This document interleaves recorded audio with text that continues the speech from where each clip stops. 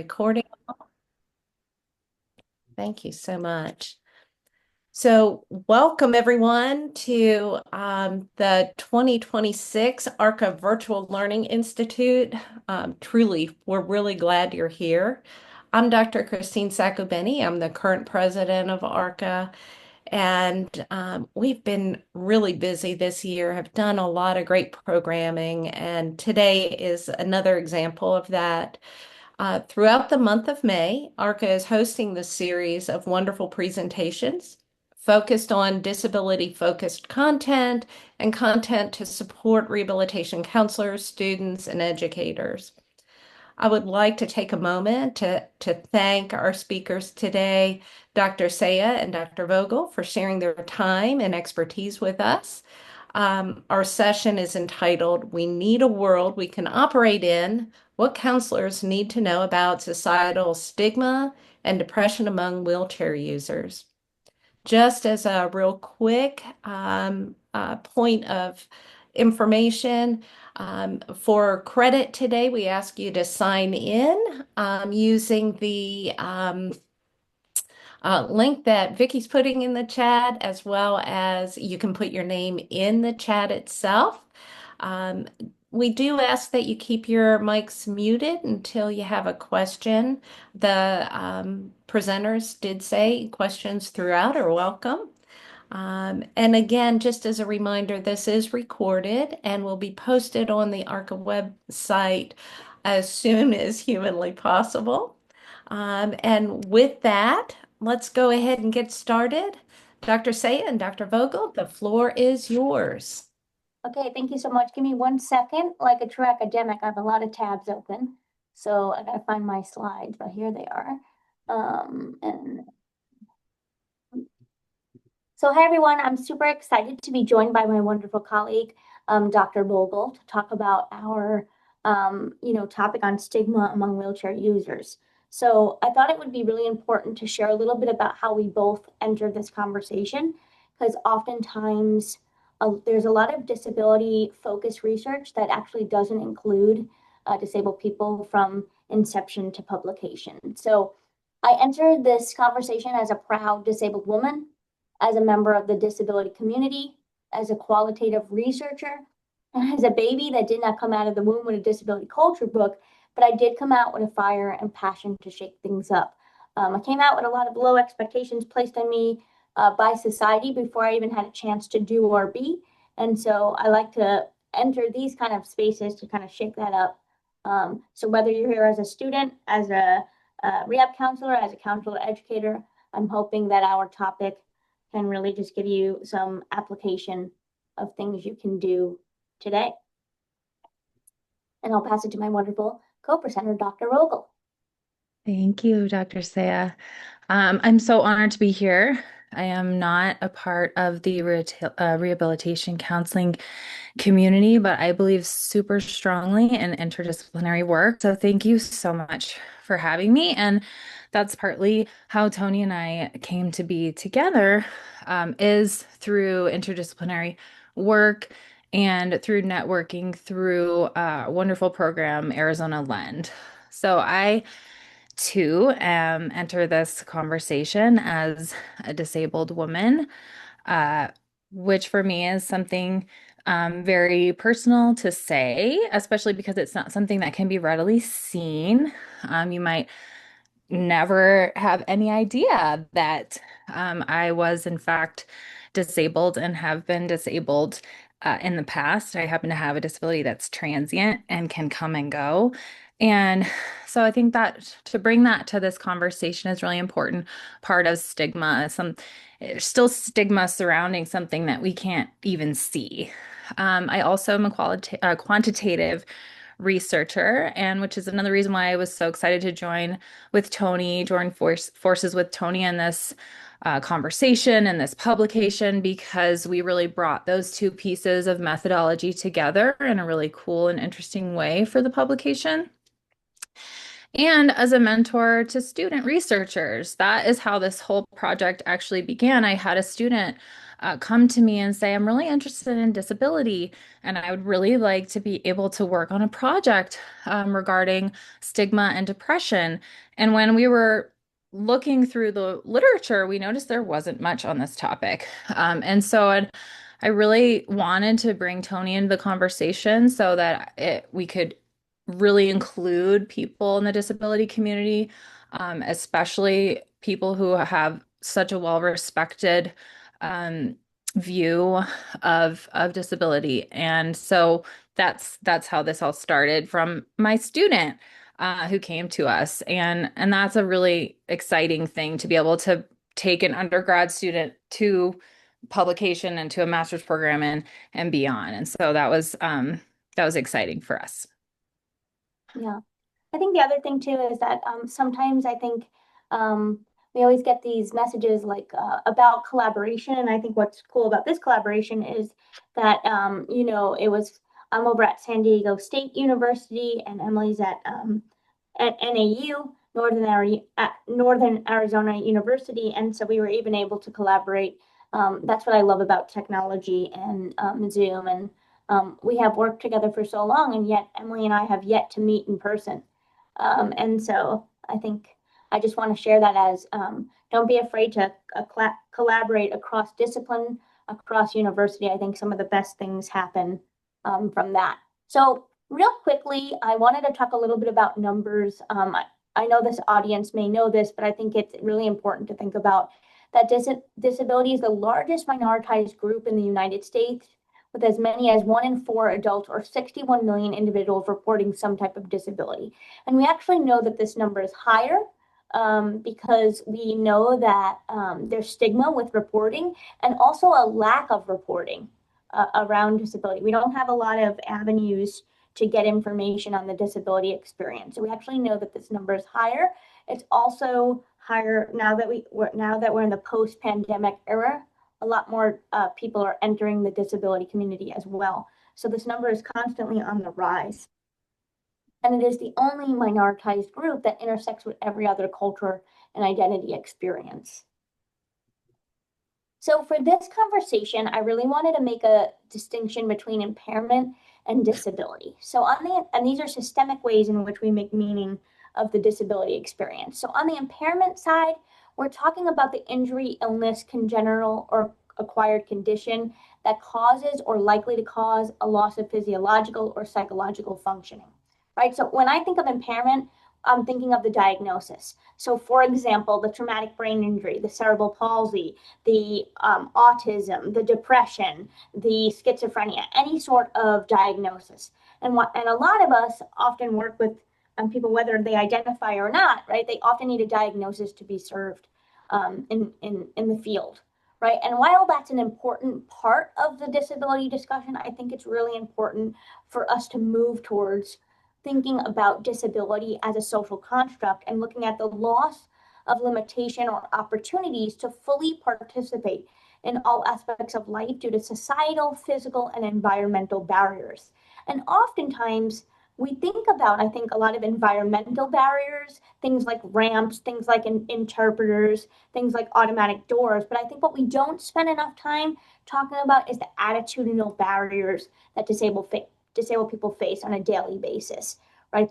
The societal attitudes about where they belong. And so I think that's a really important distinction that I want to make, right? Diagnosis is important, but really looking at how society creates disability and can exaggerate it as well. By the way, I should have said this at the beginning, but I'm certainly going to share the slides. And so I'm hoping they'll be posted with the recording. Just so you also know, I am reading my slides for access. And I hope that's something that we as rehab counselors can continue to model. So what is ableism? We probably know at the most basic level that ableism is the discrimination of disabled people, right? But that leaves a lot to be wondered, like what does that mean? And so I have several definitions on the screen. So, Poe and Garcia really discussed it as the belief that a disability makes someone less deserving of many things like respect, education, and access within the community. And that access could be focused on physical access or attitudinal access.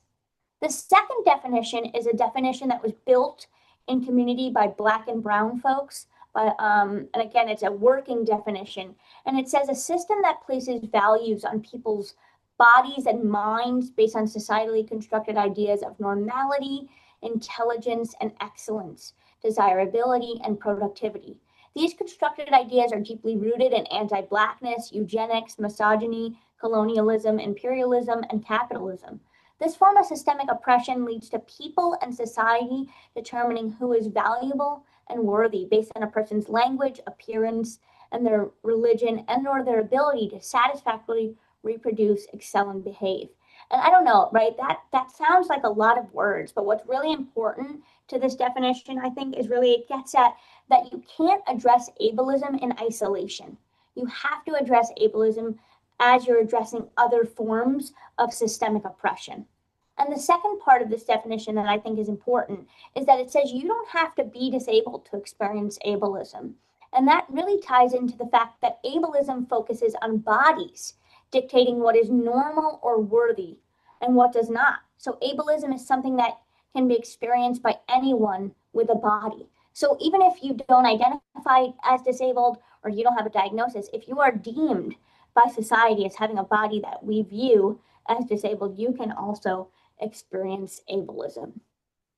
So I think that this is important because when we get to talking about our specific study focused on wheelchair users, we definitely grounded it in ideas of ableism and really looking at is it the wheelchair that's causing the depression or is it ableism, right? What's the causes here? So go ahead, Emily. I'm so sorry. I think. Oh, no, go ahead, Toni. I wasn't. Okay. I didn't know if you had something you wanted to add. Okay, so this is our study that really looked at these three questions, right? It was mixed methods, as Emily shared prior, right? She's a quantitative researcher, and I'm a qualitative researcher, and we came together to really answer these three questions. What role does the environment play in wheelchair users' experiences related to stigma? How does the lived experience of wheelchair use impact mental health outcomes? And how does stigma related to wheelchair use impact participation and society? And this QR code is actually a link to our study, and it is published open access. We'll also paste the link in the chat for ease, because sometimes the QR code isn't the greatest, but yeah. Okay. So there were two major pieces that we wanted to address, and two pieces that really strengthened our results. And that is that it was mixed methods, which is from experience a hard type of methodology to get published because it's quite long. Many journals have restrictions on words, and a qualitative piece can add many words to a publication. But we thought that it was so important to have this be the meat and potatoes of the paper because of the mantra of the disability community, nothing about us without us. And so to really put their words into this publication direct from the survey was a really important part of what we wanted to accomplish with and through this methodology. And a big question was, what are the sentiments of disabled people? Like, how did they feel about their level of representation in the community? And so we asked them about that in a qualitative way, but we also added in this quantitative piece in the form of the able privilege scale, which we revised. So this had been a study, a scale that was previously built by another colleague in the disability community, and we modified it for our purposes to really kind of hone in and sharpen in on the representation that individuals in the disability community see of themselves for example, in the media. And that was a more qualitative piece so that we could do some real correlations and more quantitative things with other scales, other major scales like the Major Depression Index, which we used. So that was really important to blend those together, and they really do back each other up. And the qualitative piece, the individuals' quotes and what they said about their level of representation in society is really reflected in this able privilege scale. And that was quite exciting because there weren't very many psychometrics available for this scale. We were one of the first publications to actually validate this scale in a population or in a group of individuals that were just randomly selected, right? Yeah, I want to go back real quick just for clarity. When we're talking wheelchair use, I want to say one thing that was really unique about our study is that we noticed in other studies that there was this distinction between a manual wheelchair user or a power wheelchair user or a scooter user, and so we really took we used the term wheelchair user purposely because we felt it was broad enough, and so we didn't limit. We didn't limit the criteria for a manual or power chair or how often. So I think that that's an important piece. And the other thing is, yes, it looked at representation, but it also looked at some of the questions were geared at how folks are navigating society as a wheelchair user. Like, can you easily find housing to meet your access needs, right? Different kind of questions related to how they navigate what we know as a kind of inaccessible world. So I think it's really important and something that I'm really proud of that we kept it broad.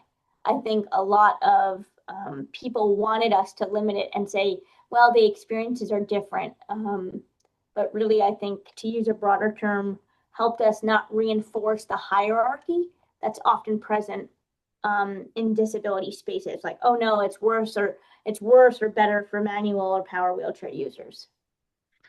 Yeah, and that goes into development of the study, right? So before we decided, okay, we want to use this mixed methods part because that's really important to get the exact words out from this community. And we also decided, okay, what is the scope of our study? What are we going to include? And we took a long time to think about that. And we did a lot of revisions on the actual survey itself because we didn't want to forget anything, right? Or we didn't want to leave anything out. And we didn't want to think, oh, well, we should have added that in. And now it's too late because we already have the data. So that was the idea of deciding in advance, like, okay, we're not going to place a hierarchy on wheelchair type or wheelchair users or anything like that. We're just going to do a broad discussion of this. That was a really important piece of not breaking it down into a hierarchy, and then deciding the type of methodology of what do we want to literally show in the article, right? What words, what thoughts, what ideas, and then can we do this a quantitative piece? And that was a really important those are really important decisions way up front before we even began data collection. Okay, so these are just some of our results. Again, the qualitative piece is front and center because nothing about us without us, right? We really wanted to show these quotes and these themes. These were the themes that we coded. Theme 1 was pity. Theme 2, discomfort. Theme 3, invisibility. And there are other quotes, direct quotes in the article, but these were the ones that we felt really stood out and really demonstrated the sentiments, the feelings of representation, of access, of availability, of our ability to navigate society. Okay, and I find this one extremely powerful. If everyone understood that disability is inevitable for them in whatever form it takes, they would not be as despicable with their interactions. I think that is so important, especially from an interdisciplinary perspective. So for those who work in different areas of nursing, of speech, of hearing, of dietitian, anybody can see this at some point in their career. And I think that that is something that is, I found that to be one of the most powerful comments that we had received in the survey, because I think a lot of people don't really take that into consideration, that someday you yourself might experience this kind of stigma. You might experience a lack of access, and how might that impact you? Um, and it's discomfort in the fact that they see disability, and then they might have a reaction to it. But there's also the other piece of the invisible disability. Well, what about the disability that you can't see? Would that make you discomfort? Would that make you feel discomfort if you knew it was there? Would you feel the stigma? Would you emanate that if you knew that there was somebody who had, say, PTSD or something you couldn't readily see? How might you change your interaction with that person, right? So that was another thing that was important in combination with invisibility, right? So there's all kinds of different ways that someone in a disability community can feel invisible. And in this study, focusing on wheelchair use, this particular quote was really powerful. Many times I have been used literally like a piece of furniture. Okay, so really powerful words and ideas and sentiments, thoughts from those that answered our survey, and we are so grateful to them for their participation. Our Yeah. quantitative results. Oh, Toni, did you want to say Actually, something? before we get to the quantitative, Yeah, I think a couple go of ahead. things. I really want to really go back to pity, because I think that pity, although it's Mhm. kind of labeled as theme one, theme two, theme three, I think pity was was really strong, and really a thread throughout. And it was actually difficult in parsing it out, because almost everything that we coded could have actually fell under some Mhm. type of pity. And so I think that that should be noted. And also, I think what's interesting is some of these things like pity, discomfort, and invisibility are the same things that I think we think we're getting better at. Um, and yet, the study was done, very recently, and these are still the themes that are coming to the forefront. The other thing that I want to share is that, even the title of our study, right, we need a world that we can operate in, Mhm. was a direct quote from a participant. So our Mhm. study and also this presentation. And so one thing that we were unwilling to do, which I'm sure journals did not appreciate, we were unwilling to cut out some of the quotes, because we really wanted to make sure that there was diverse representation, and that it wasn't just, here's the theme and, here's one quote. We really wanted to keep um, the voices of the wheelchair user community, um, that I think is an important piece. And we really, because of the way we recruited for the study, we use listservs and social media. We were able to really get a diverse group of, in terms of age and other things. And so I think that adds to the value of this. Yeah, and we'll talk a tiny bit more on when we do tips for publishing, just in terms of the word count. I mean, we really did go back and forth with the editor multiple, it's too long, it's too long, it's too long. And we were just, well, we're not going to cut out some of these quotes. So we had to cut out some other pieces, right? And really fine tune, for example, the quantitative results. Okay, let's put it in a table. Try and get creative in thinking about how we can take out words and use the space in the journal effectively, and also really keep the fidelity of the actual quotes from the participants. So our quantitative results were quite exciting in that I did mention that the able-bodied scale, the able-bodied privilege scale hadn't yet been validated psychometrically. And so we were able to demonstrate its internal validity and validity with the depression scale, the major depression index. So that was exciting as well, is to be able to see yourself and have and say that you have more access in the community. As that increased, depression directly decreased. And so that was just more of a bolster to provide more support for our qualitative results of, yes, this is what people say, but also look at these quantitative results. We can actually correlate this with depression, with a really well-validated, well-known, famous measure on depression.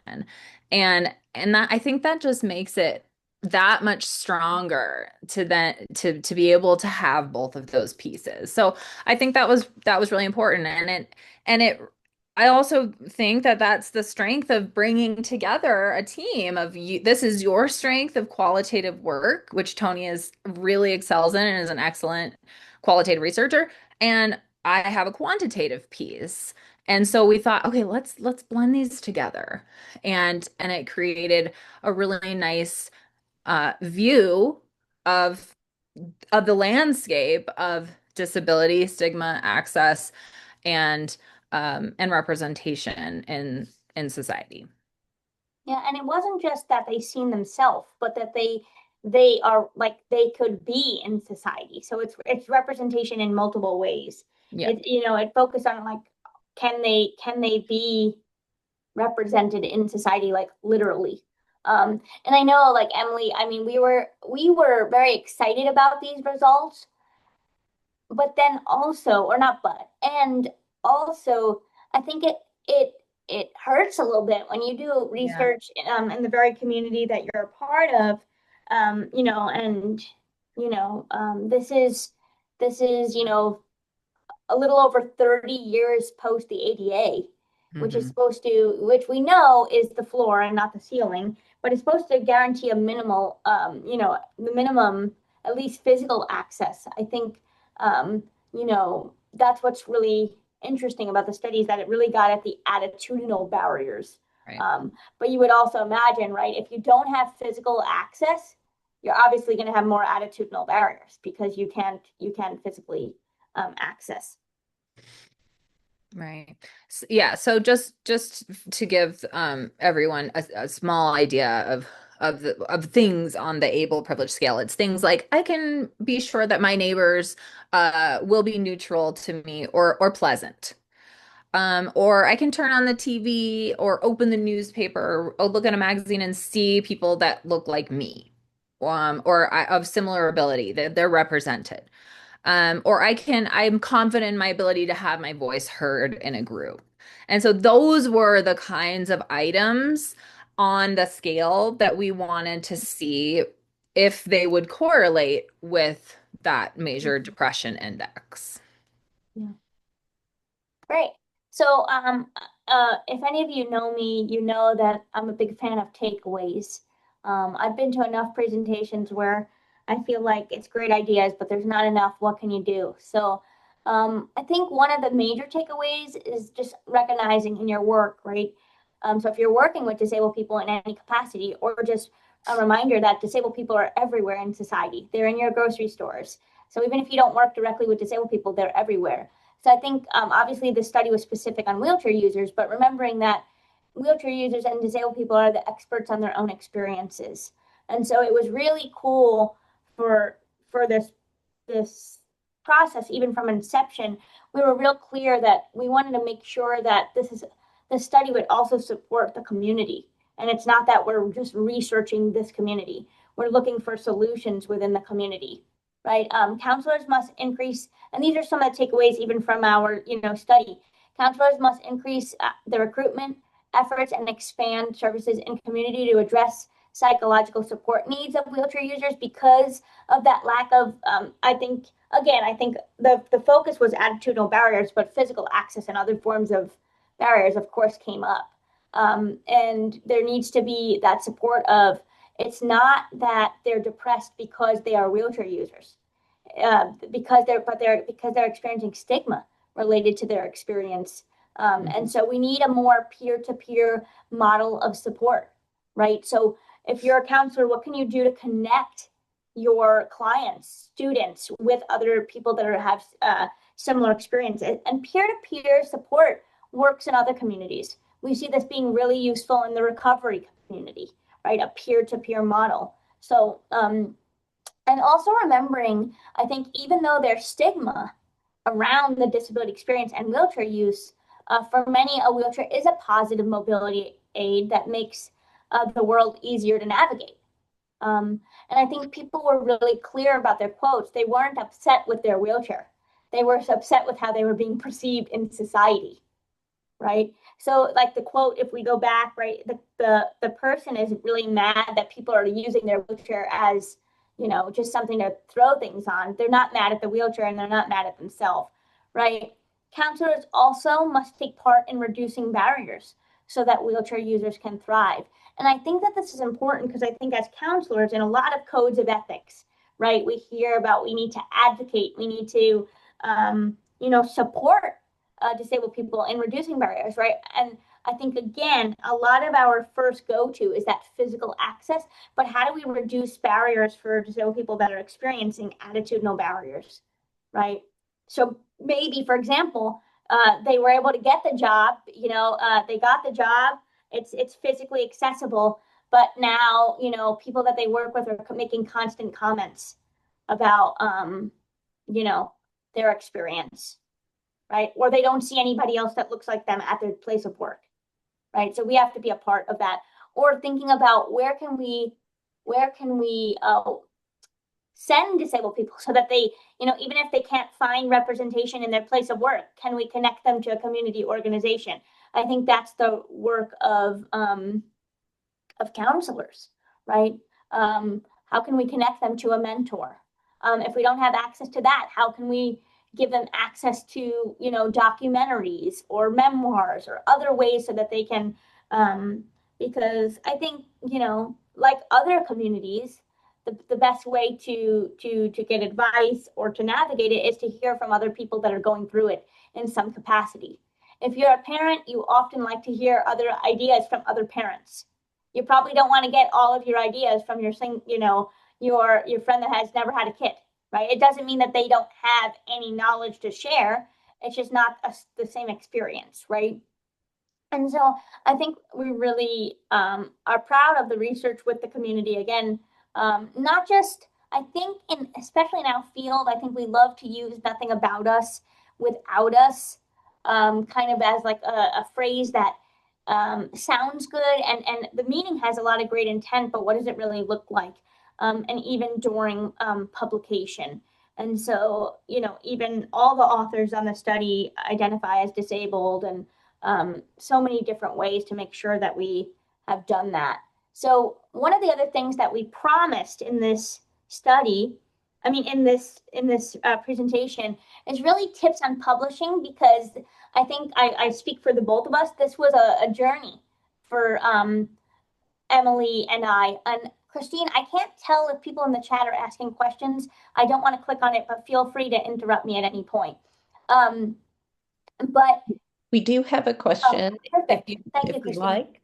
Yeah, let me stop sharing so I can engage differently. Okay, yes.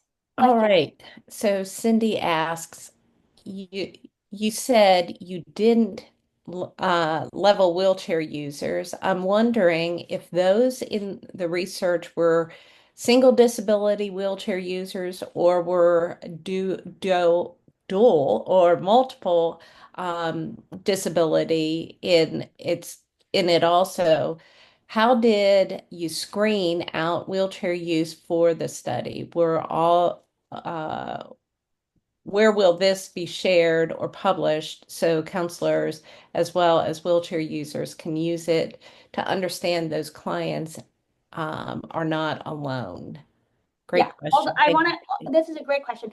First thing I want to do is I want to paste, like I said, I was going to do, the article is already published and I want to paste it in the chat for ease. And then Emily, do you want to, while I'm doing that, can you try to tackle, maybe give her the criteria that we use? It's been, Toni, it's already in the chat. Okay, I'm just going to share it again. Okay. I believe actually they also have our survey. Let me see. I think yeah, the survey is actually also published with the article on the link. Let And me see we what page it's on. expressly asked them about their wheelchair use, at what age they started using their wheelchair, and questions such as, do people treat you differently because of your wheelchair? And when we were doing recruitment, we also, for the study in the blurb, like about like why you're invited and to take part in this study, it expressly says because you are a wheelchair user. But we did not say you have to be a power wheelchair user or something like that. So we didn't ask any more details about the type of wheelchair. And we Just also didn't ask other questions about other disability experiences because we really wanted to right. focus in on wheelchair users. But I think the recommendations and the things that came out from the data could also be used for folks with multiple, I think, again, we kept it really broad because we didn't want people to feel like they have to share their diagnoses. But if you think about it, right? So if you have cerebral palsy and you're a wheelchair user, you're probably experiencing a lot of other, you could have CP and other disabilities. But we did ask a question if the experience was congenital or acquired. And we asked a couple of questions about that, but not specifically to about any other disability experiences, because we were specifically honing in on this. Yeah, and then let me see, because there was a lot of things in that question. I want to make sure I answer it all. Where will this be shared public?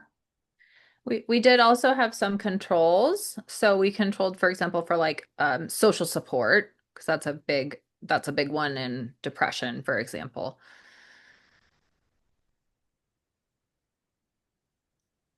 No, age of wheelchair user have any influence, impact on the study? Not in our analysis. Mm-hmm. And that could be because perhaps we didn't have like a large enough sample to see that effect. I don't know why we didn't see that. But we do have that data.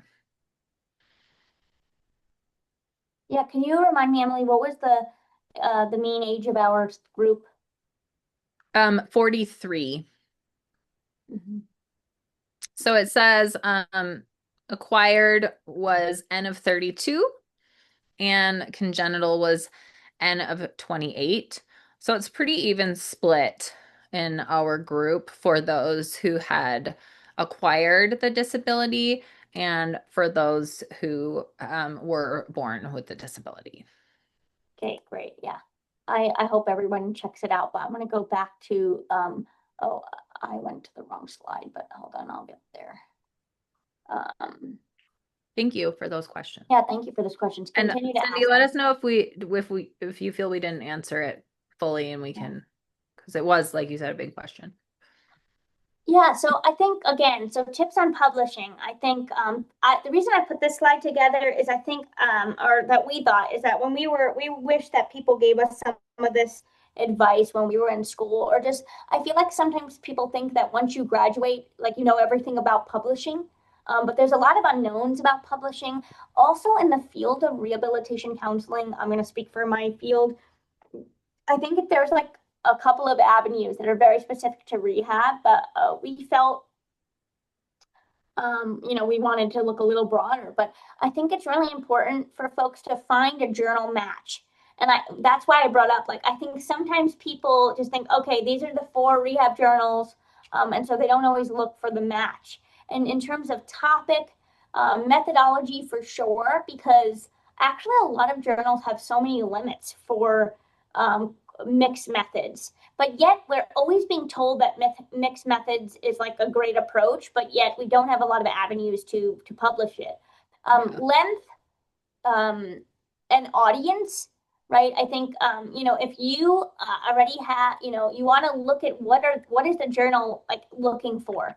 And so before we even sometimes looked at topic, we looked at like, are we going to have to cut half of our study? Do they accept this methodology? The second thing I think is really important, it might seem obvious, but not enough people do this. Once you choose and you find a journal match, and that's the one you're going to explore, make sure you cite articles in your paper from the journal that you selected, because that shows reviewers and editors that this is a similar topic to what they've published before, or it relates to it, so they can see the connections, I think. So follow the instructions. There's a lot of journal. I'm sure all of you are familiar with like the pages and pages of journal instructions before you submit. But I really want to encourage you to not be afraid to contact the editor. So if you're not seeing, like for example, if you find a great journal, but you're not seeing anything on mixed methods, contact the editor. Or like, again, I think Emily talked about this earlier, but like we had a lot of issues with word length. And so I often contacted the editor to see if it was possible and explain to them, our desire to not cut much of the qualitative quotes. I used to think, I used to be very afraid to contact the editor because I didn't want to be perceived as annoying or having not read the instructions. But actually, I found out that a lot of people do this.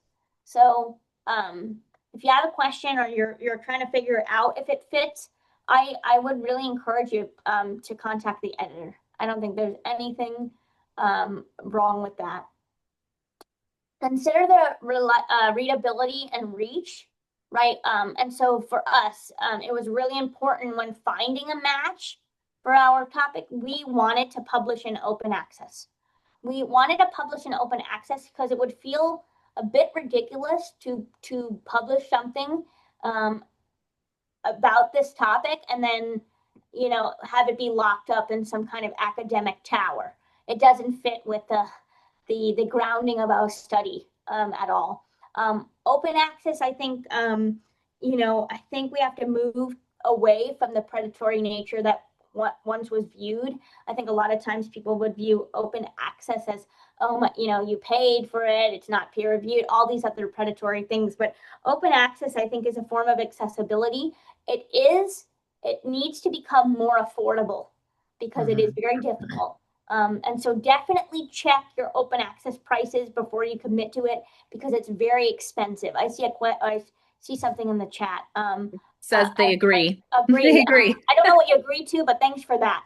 I'm sure the price, I think the price is very expensive. Luckily, I think Emily and I, because of the general we chose, so this was disability and health. And one of our universities already had a relationship or a connection, so we actually didn't have to pay the fee.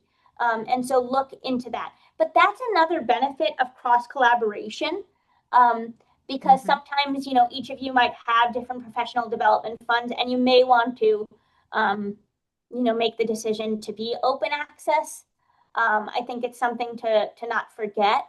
And I really encourage I don't see a lot of rehab counselors or counselor educators thinking about disability and health as an avenue, but I really, and this is, where our study was published, I really enjoyed the process.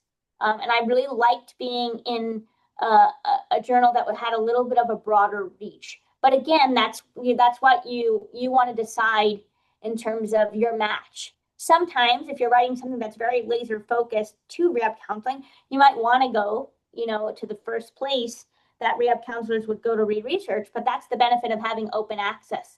And, I don't know how many folks on here are trying to get tenure or, and I know publishing articles isn't just about being cited, but, this article reached a very wide audience and has been one of our most cited articles. I think because it's one of the first studies that looks at wheelchair use and broadly and stigma, and also it's open access, so people don't have to email us to see if we'll give them a free version of the article. So yeah, I think tips on publishing, like think about all of these things. Don't always go where you're most comfortable. Yeah, I definitely would also drive home the point of moving away from thinking that open access is predatory. It definitely used to be has that stigma. But I don't think that that is always and necessarily the case anymore. And I would also like to commend Toni for contacting the editor as many times as you did, Toni, and not even in just on this article. We have other collaborations, and um we're not afraid to ask them about, okay, what about this? What about this? What about that? And you don't have any information about mixed methods. You don't have any information um about word count. You know, what are your expectations, page length, stuff, et cetera, et cetera. And I think that's something really important, to just go directly to the source of the articles in the journal. Yeah, I think it's really important to just remember that, what might not be, you might send in terms of match, you might think you have the best match. And so actually with this article, we originally sent it to disability and rehabilitation, and it was rejected. It wasn't even sent out for review. And we took that. It stinks when you think, it stings, it hurts because obviously you care about your paper and what you're writing. And then, we re-looked at it. We looked at what we can do to strengthen it, and then, found a different outlet. And I'm not afraid to admit that it was rejected, because I think a lot of times it's just about that match, and what the journal is looking for at that particular time. And in some ways, I think too, the length, depending on what articles are, what journals are prioritizing in that moment. So I think that's an important piece to continue to think about. So I really want to leave us with this quote. I think a professional writer is an amateur who didn't quit. We're oftentimes, you might present on something and you're waiting to get published. And I think it's really important, and in this case, we already have the published thing, and that's why we wanted to present on it.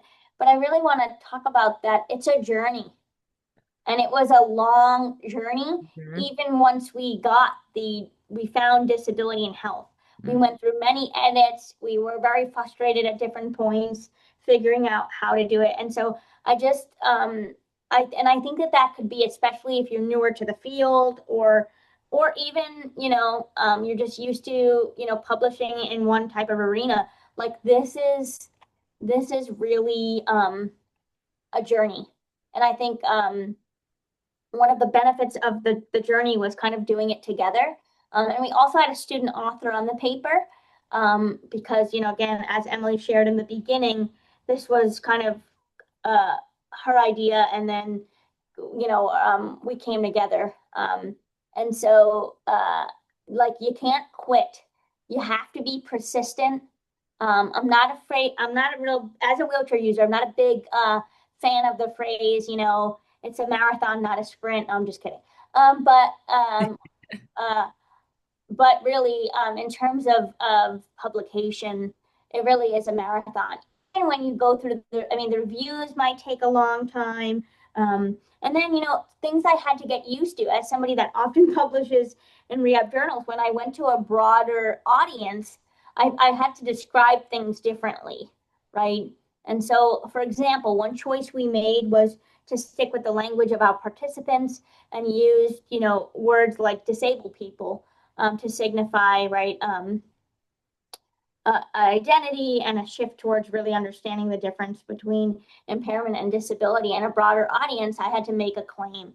So I think it's important to recognize that it is and it doesn't happen overnight. And I think at some points, Emily and I were frustrated about the publication process, just how long it was taking, and every review getting back. But I think we always say that it was a really, really good, and actually our article is stronger for it.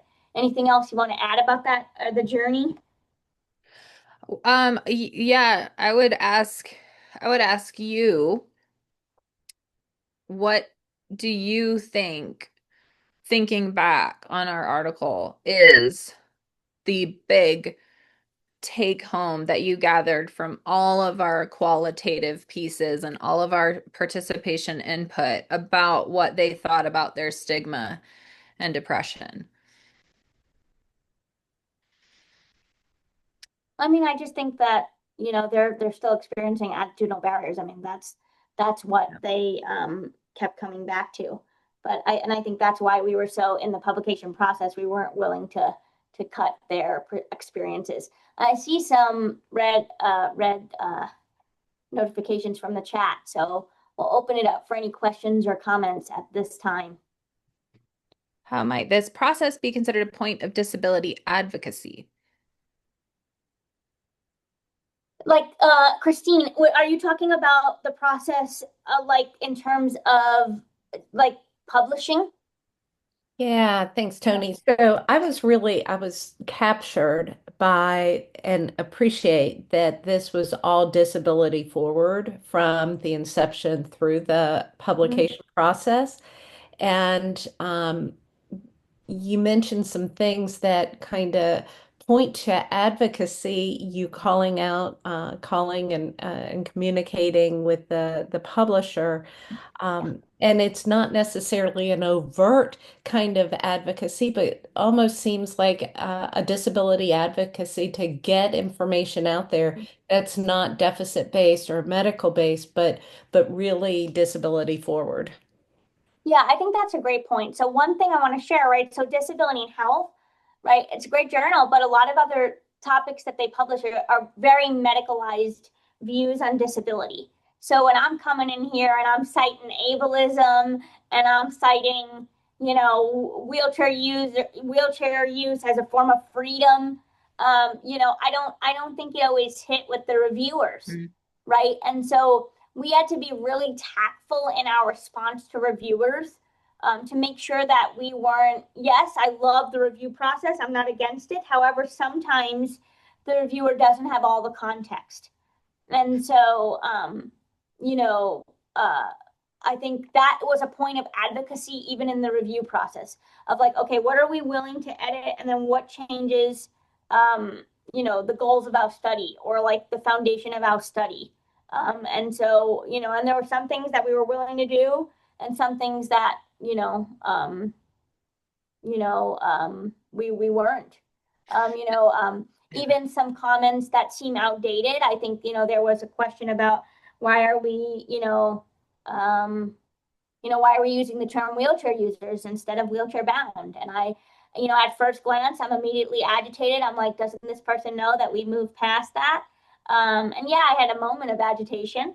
But then I described, I said, hey, look, this is a term that folks in the community use, and we've moved away from, deficit type of language. So I think yes, all through the process, and even figuring out like who do you want your audience to be? Because I told Emily from the beginning, sometimes I don't always want to publish in rehab counseling or these smaller, not because I don't, that's my field. I am a part of it, but sometimes I want other interdisciplinary people to have access to it. And so I think disability and health gave us that. So even that I think was a form of advocacy in those choices.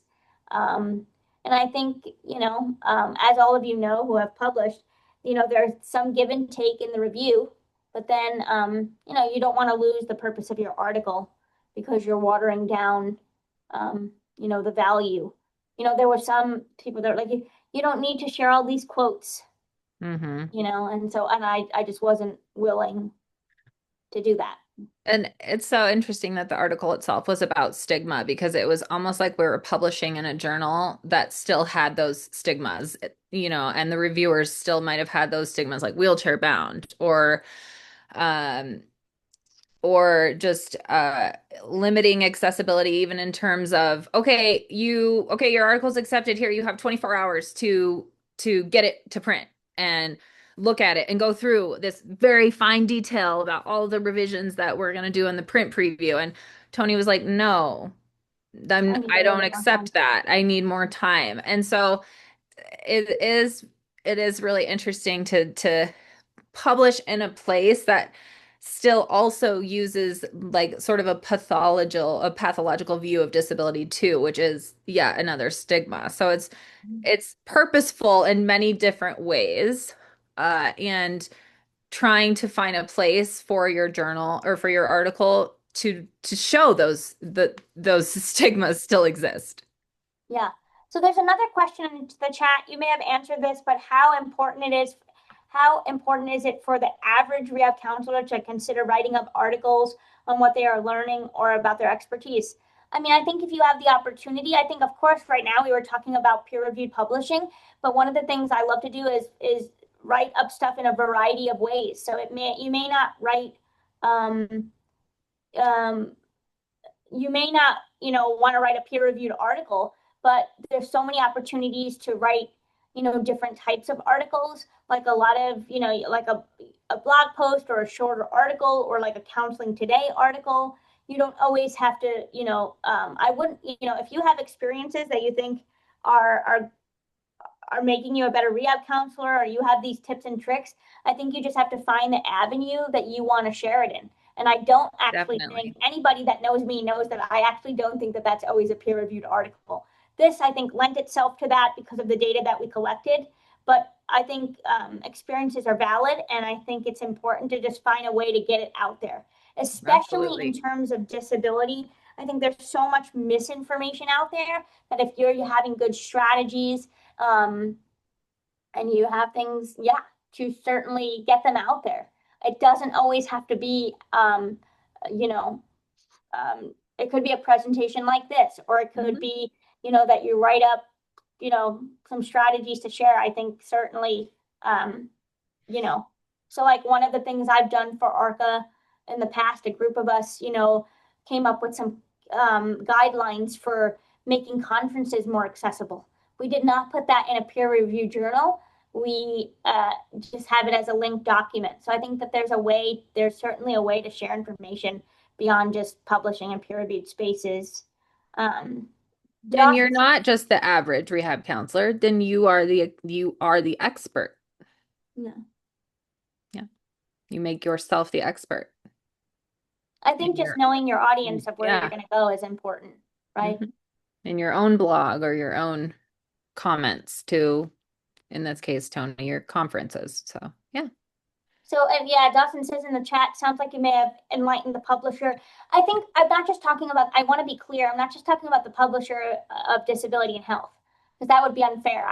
Before it got to disability and health, we were talking to a variety of journals and having some success, and then also committing to, we really believe in this article and where else can we go? So, yeah, thanks so much. Christine, for having me, and Emily. I hope it was useful to you all. I hope all of you stay connected. I will share the slides. I'll also put my email in the chat. Yeah. And Thank you so much for having us. I really appreciate. I appreciate your expertise bringing this information about your study, about the process. It was like getting two topics all in one. Um, some really great information. Um, So I'd like to just take a moment to say thank you to Dr. Saia and Dr. Vogel for presenting today, being our first presentation for the Virtual Learning Institute throughout the month of May. Share this information with your colleagues, with your peers. There's some really good topics that will inform practice, inform education, and we appreciate you being here today. Thanks so much, everyone. thanks so much, everyone. Thanks for having me. Have a Thank great you. day, everyone. Bye.